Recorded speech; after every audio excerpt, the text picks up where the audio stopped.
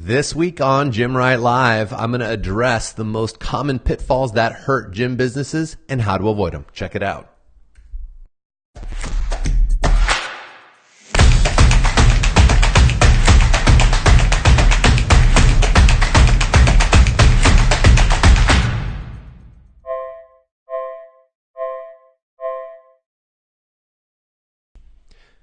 Hello and welcome to this week's episode of Gym Right Live. I am your host and head gym growth specialist here at Gym Right. And this week we are going to be addressing the most common pitfalls that hurt gym businesses. And the reason we're bringing this up is because there's oftentimes, I think, a lot of focus on topics and strategies and tactics and things that are kind of putting the cart before the horse.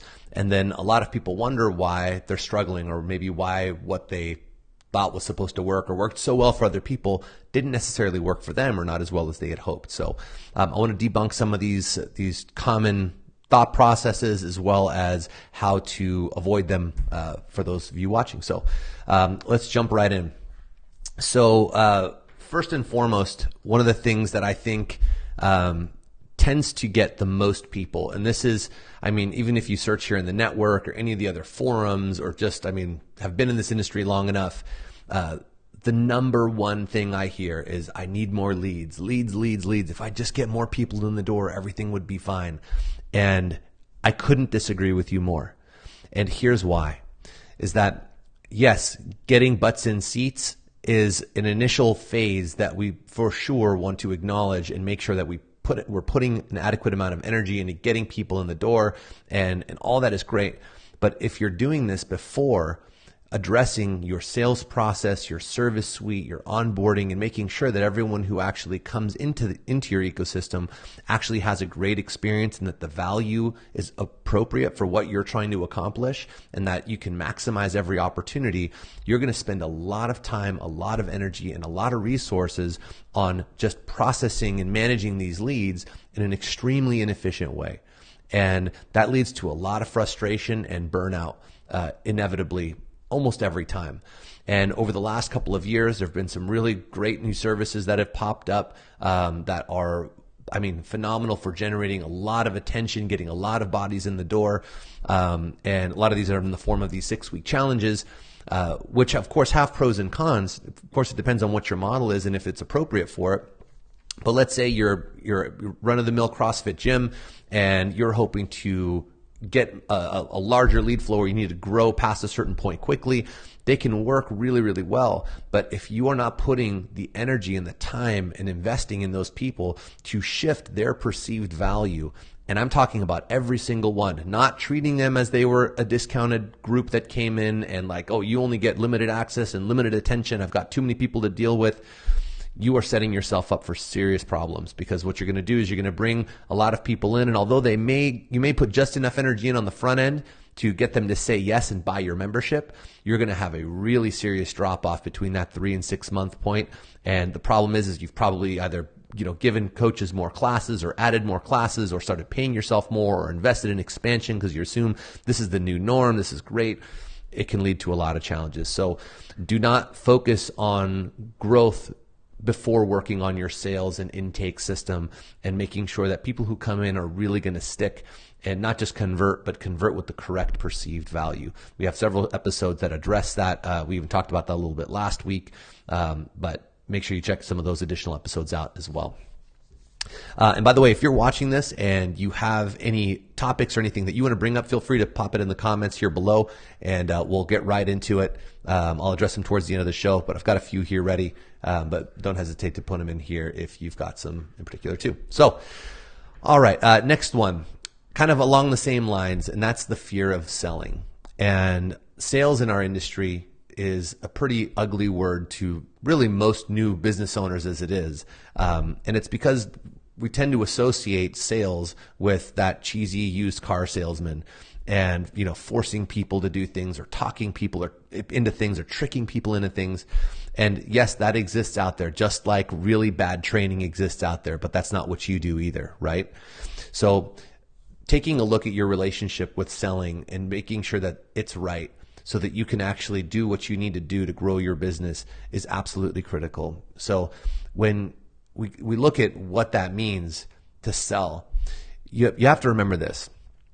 When you opened your business, you did so because you knew that you can do what you do better than anyone. You had confidence in the fact that I know I'm great at what we do, or I'm great at what I do, or what we do here as a team. And I know that we can dramatically impact people's lives permanently if we get the opportunity to do so, right? So you know you have something that is insanely valuable to people of all walks of life. Number two, every single person who reaches out to you, regardless of what mask they're wearing, of whether it's, I've done this before, I've been training for years, or this or that, they are reaching out to you because they have a legit problem that they cannot seem to solve on their own and have probably tried cheaper methods and were not able to accomplish them either. So they're going out on a limb to reach out to you to hopefully help them solve a deep-rooted problem that oftentimes they've never actually really even addressed honestly with themselves as to what that is.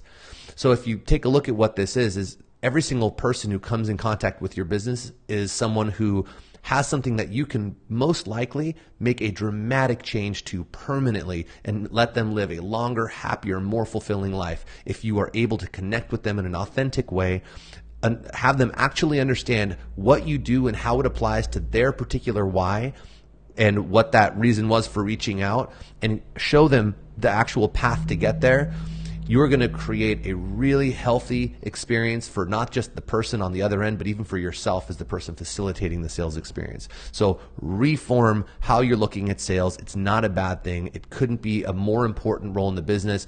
If you've worked with me, you've heard me tell you this. The person who does the intro sessions and those first interactions with someone is the most important person in the entire business. They are more important than any coach or specialty coach or whatever it is. You are responsible for that first impression and overcoming people's fears and lifetimes of a misunderstanding of what being healthy, fit, and happy even entails and what's possible. It is your opportunity to put your brand in front of people in an extremely valuable way, meet them where they're at, show them how you can do it, and actually help them get there. This is how you are going to make that impact that you opened your doors with to begin with. Open your doors for to begin with, as well as build your business, which is going to allow you to provide careers for your staff, better experiences for your members, and so on. So change your relationship with sales. Number three, worrying about what the guy down the street is doing. Too often we get caught up in this like competitive state of I have to always be a little bit cheaper or a little bit better, a little bit faster. And yes, that there is truth within that in how we operate. But don't be too worried about what the person down the street is doing, because I can tell you this. I have worked with well over, probably 12 to 1,300 gyms personally myself at this point over the span of 10 years. And I can tell you this. Most of the ones who look like they're doing great on the surface aren't actually doing that great. So you don't want to start copying someone who actually doesn't know the why or how as to what they're doing in the first place. They're just guessing too. So don't now just copy or mirror what looks better than what you've got going on. Just because they look confident or they look like they've got it going on does not mean that they are. So don't worry about what they're doing. Focus about who you are, who it is that you actually can and want to serve best, and then design your business around being able to knock it out of the park for those people, building great careers for people, and being able to put food on your own table in a way that allows you to do this for years or decades to come. Right. And fourth point I wanted to bring up today was not having a clearly defined brand hero. So not knowing who it is that you actually want to serve. If you just say, oh, well, what we do is for everyone. Maybe technically, yes, everyone could benefit from being healthier and moving better and eating better and all that. Technically, yes, but that's not how business works.